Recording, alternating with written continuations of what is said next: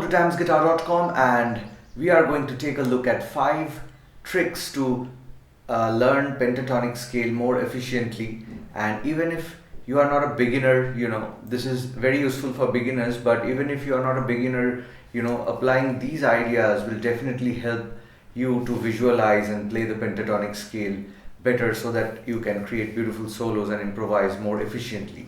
So anyway, before I begin, I would like to request you to visit my website tamsguitar.com and musiccircle.in and check out my courses there. And also, if you are looking for Skype lessons, then feel free to get in touch with us. We teach a number of instruments. So all the info is in the links below. And before we get started, I would like to tell you that we are going to take a look at the A minor pentatonic scale shape for today's video, and I'll be sharing a backing track at the end of this lesson so that you can apply these ideas and practice your pentatonic scale. So good luck. So the first thing we are going to talk about is learning the pentatonic scale shapes. So I know that it's a very fun thing for beginners who start learning the pentatonic scale for the first time, and they just think of the scale shape. So A minor pentatonic scale shape is the most basic one. This is the first shape where the root note is on the 6th string. So we only think in terms of the fingering 1 4 1 3 1 3 1 3 1 4 1 4, and if we just look a little deep, then it'll actually help us to play solos more efficiently and also to improvise, having a lot of control and also the visualization. So as you can see the diagram here, so when I'm learning the pentatonic scale shape from the beginning, if I start visualizing the root notes and the other notes gradually, then it helps us a lot. So in this shape, what I can see and also you can see is where are the root notes. The first thing we need to take a look at the root notes. So here in the shape 1 we have the root notes on the 6th string. I'll just select a clean tone. So 6th, 4th and 1st string we have the root notes. And if you just think a little deep, what you can visualize, we can have a minor chord here. Alright, so generally within these 3 root notes we have the minor arpeggio and also the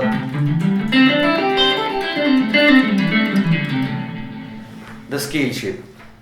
And gradually, if we start learning the shape like this from the beginning, for example you are learning it for the first time, just call out the note names, not the note names, the intervals. So it's very important to learn the intervals. So 1 flat 3 4 5 flat 7 1 flat 3 4 5. I can't sing any higher. 1 flat 3. So practice it slowly, and the more you call out the note names, the intervals, it actually registers in your head. And eventually when you are soloing over the pentatonic scale, you can access these notes at will, because you already know this is root and flat 6.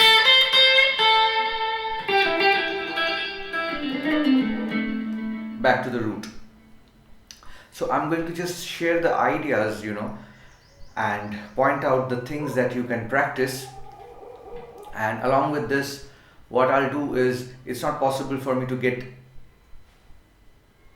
too deep with the ideas and lessons covering these tips. So in future lesson definitely I'll do, but at the moment I want to make these points very clear so that you can create your own exercises and practice. So this is the number 1 thing, and this is shape 1, and you'll have to do the same thing with all the shapes. So it's time consuming, I know, yet you'll have to do it. So you can follow this diagram and use this video and practice for each shape. And now let's move on to the next point, and I assume that, and I hope that you do it on your own all the shapes because it's pretty simple. And the next topic is as follows. So the point number 2 I'm going to talk about is practicing sequencing patterns after learning the pentatonic scales is very important. So you can practice like this. After you're done with this,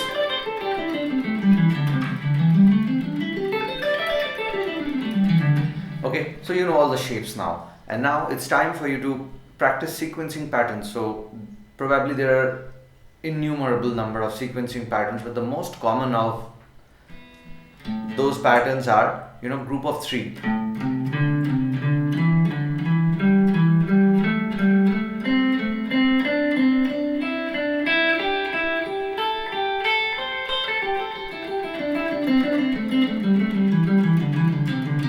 So ascending and descending. So what I was doing here is just get the vibe and you can continue the calculation on your own. I played first 3 notes: root, flat, third, fourth, then flat, third, fourth, fifth, fourth, fifth, flat, 7, fifth, flat, 7th, root. So if you can do it like this, it'll be a little tedious at the beginning, but you'll get to hear the sounds also. So it's going to help you with the ear training, because if I talk about the Indian system, what happens when they teach music, they teach vocals or any other instrument, they do it in terms of sa re ga ma. Sa re ga ma is nothing but do re mi fa. So they learn how to sing the notes, and eventually, if you play a piece of music, they'll be able to tell you where is the root, where is the third, where is the fifth, or whatever. So it takes a lot of time, and many people I know, they want to learn music and they say that I would like to play everything by ear. So this is a very good point to start your ear training by visualizing the intervals: 1, flat, 3, 4, flat, 3, 4, 5. Anyway, and a couple of sequencing patterns I can think of are group of 3, then group of 4. 1, 2, 3, 4.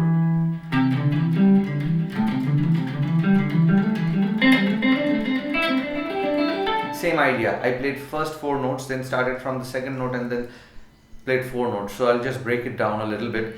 So root, flat, third, fourth, fifth, then flat, 3, 4, 5, flat, 7, 4, 5, flat, 7, root. This is how you proceed. This is the progression, and both ascending and descending.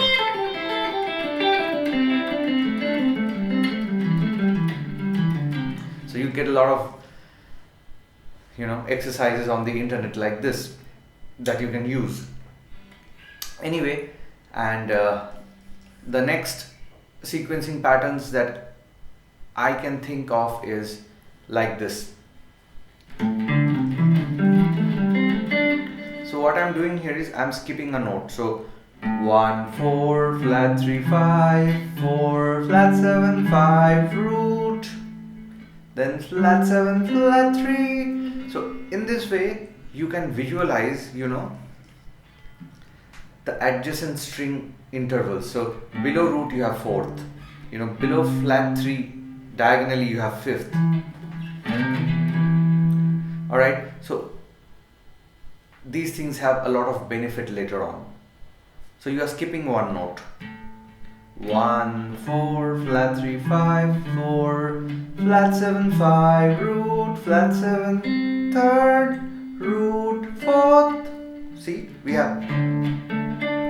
always have the fourth below the root in all the string pairs apart from the string pair third and second, because the tuning is different. You tune with the fourth string instead of the fourth fret instead of the fifth.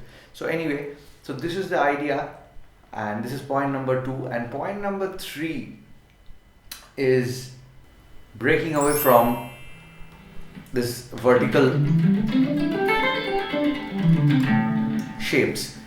So what you can do, there are a lot of ways you can do it, and this is one of the most important concepts that can help you to be free, because most of the people are stuck in one shape and they run out of ideas. And the way you can break away from this vertical movement, one of the ways I'll show you, you have to think of 3 shapes. For example, shape 5,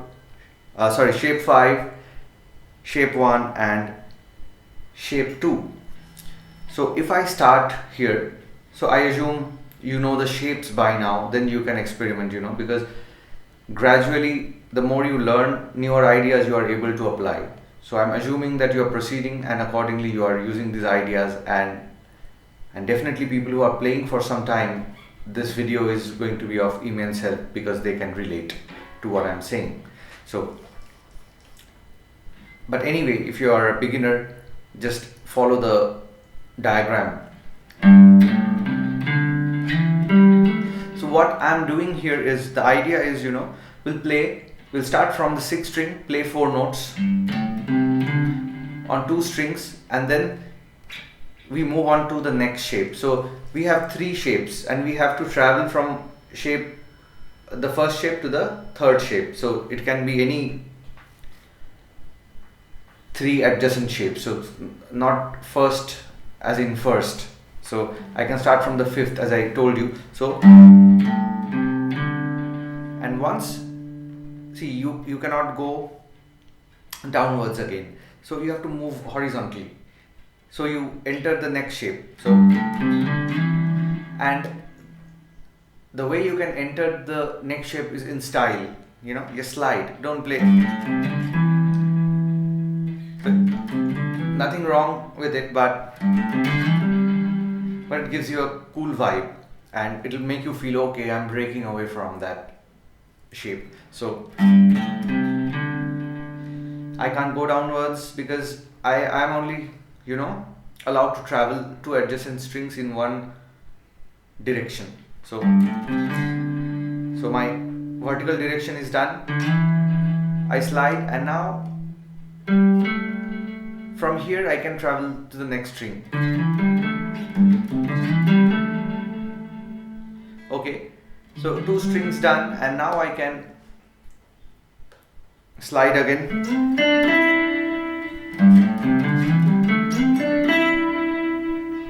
Okay, keep following the shape because I know it's confusing at the beginning.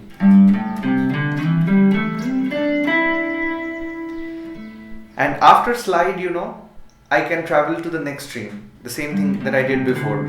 I slide, I travel to the next string, and then again I'll slide, travel to the next string, and then again slide.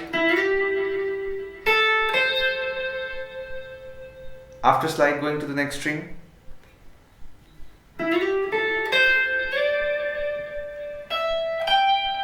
And then I come here. So see, I started from the G note here, and I will do it very slowly for you.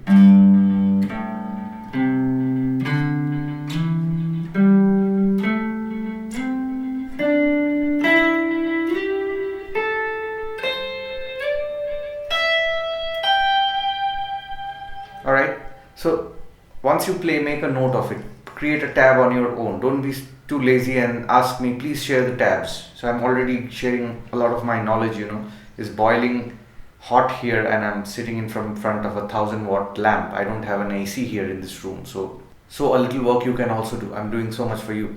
So anyway, you write down the notes and retrace the path back. I can't make the video too long, so I'll move on to the next exercise.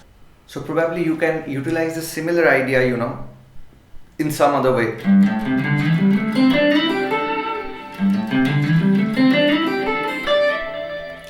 So what I can do here now is, instead of traveling to the next shape after playing 2 adjacent strings, I can increase the string number. So probably I start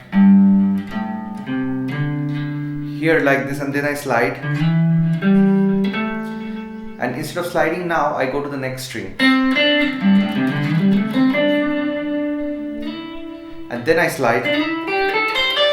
So I'm playing 2 strings, slide, 3 strings, slide, 3 strings. Alright.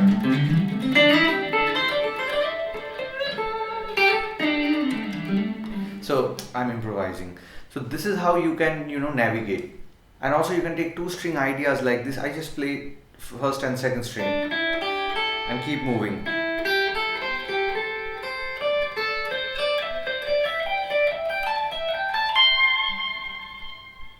Then you come back again, do the reverse. So make a note of these ideas and work on your own. The more you use your brain, I give you ideas and use your brain to, build exercises for you on your own for yourself, then it will give you a way better understanding rather than mugging up a few notes. So this is going to be a brain work for you, and it will definitely make a better connection. So anyway, let's move on to the next tip. The next tip is basically learn to connect the shapes. So the previous thing that we did is almost same, but here what I mean is learn to connect the shapes is now we have to take two shapes, and although the previous idea was somewhat similar, but this is a little different. You'll understand what I mean. So here, if I am stuck here,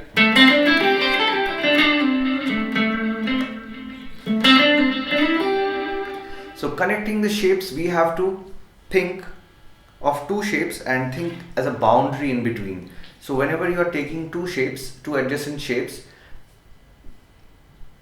few notes are common. For example, think as if there are two buildings with a common wall. So the common wall is here. Keep referring to the notes here. So we have flat 3, 5, root, 4th, flat 7 and flat 3rd. So this is a common wall between this shape and shape 1 and shape 2 in short. So what we'll do, connecting the shapes, we'll do it in such a way that it doesn't sound like an exercise.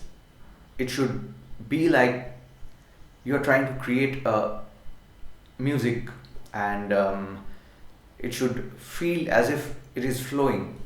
So what we are going to do, so make sure you keep track of each and every boundary point and play something in that particular shape, and once you reach here, you try to go to the next shape with the help of some techniques like slides or bends. For example, this portion, of the guitar, this is the 4th, and this is the 5th. So from here you can bend. So if I'm starting from the root,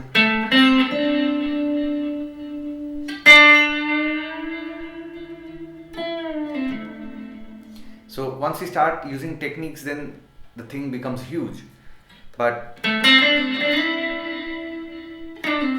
so if you're not aware of the shapes at the beginning, then techniques won't help you. So we will be extremely aware of what we are doing. So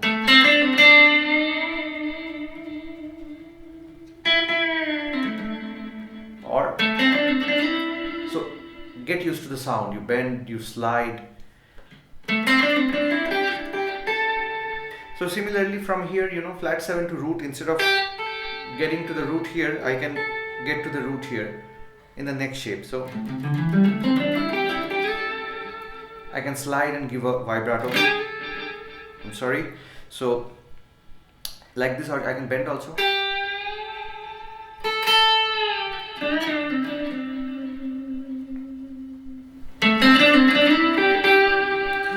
And now once I slide and enter the next shape, I can continue here. And then it's like, there is a door in between and you're traveling from one room to the other and again coming back. So you have to visualize it that way. So once I select a gateway to the next shape, I will travel to the next shape and again come back through the same thing. So what I mean is like this.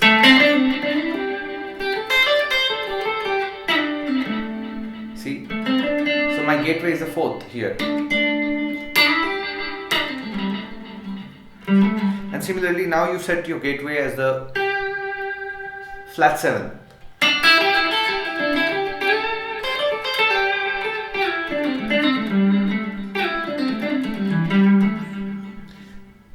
and this is how you can create a lot of ideas, and you have to listen to a lot of music. Then you get to hear a lot of phrasing, and accordingly you can use.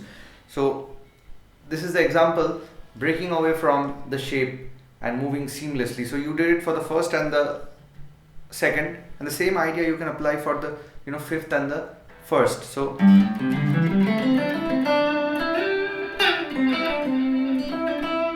and here bending is a bit difficult because you have to be aware, the interval.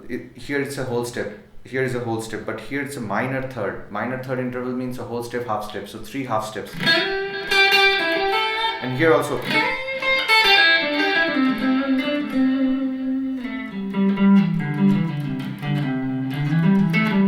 So here the easiest way to travel is, where there are whole steps, and you don't bend the 4th and 5th string. Probably you can, but most of the people don't.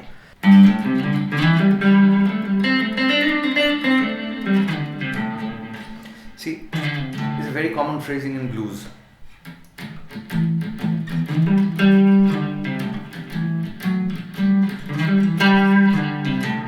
So see the gateway again. I'm moving to the shape one.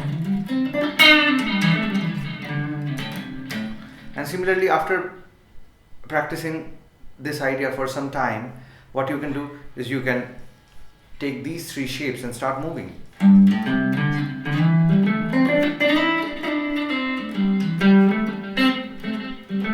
And try to do something musical. So at the end of this video, I'll be using a backing track, and I'll help you out with some ideas, and then you can apply these concepts, and with the help of that backing track you can practice your sequencing patterns and everything else. So that's about it. I'll move on to the next thing. Next thing is the final thing is always practice with a backing track. And now it's time for us to start the backing track. I'll share the link of the backing track in the info, and also I will put the backing track part of it at the end of this video.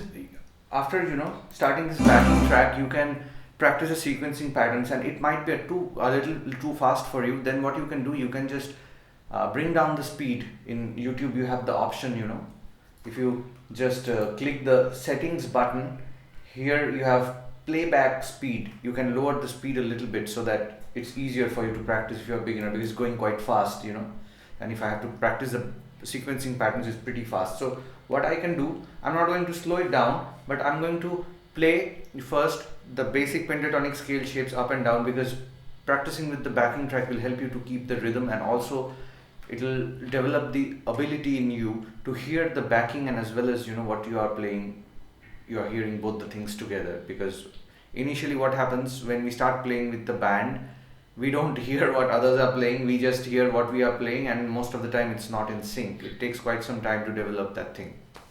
Although you're a great player at home, sitting at home, but when you are playing with the band, this coordination is very important. Then you learn to hear what others are doing. Alright, so I'll play the scale, then sequencing patterns, then few ideas, few phrases, and you can just watch this thing over and over to get the vibe. There's nothing to teach here, just absorb the vibe.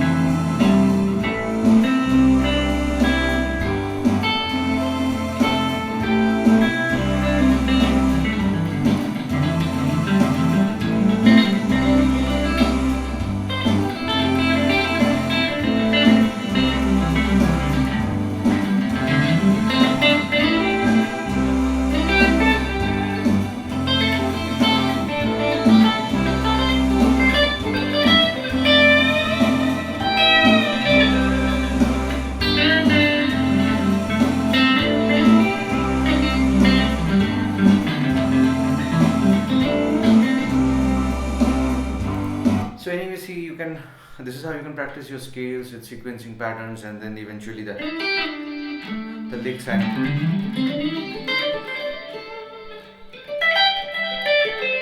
whatever, I have discussed. So do it slowly and play it in a structured way. Think about it and practice that thing over and over, rather than going up and down the neck randomly. So this is how you can use the backing track. And at the end of this video, so we are done with this. I have shared ample amount of ideas, and I'm sure these ideas will take you a lot of time to absorb if you start using your brain.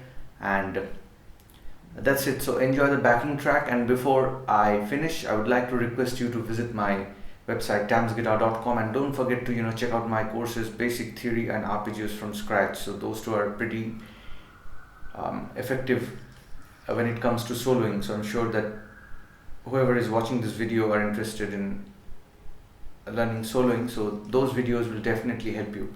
So anyway, enjoy the backing track, and I'll see you soon again.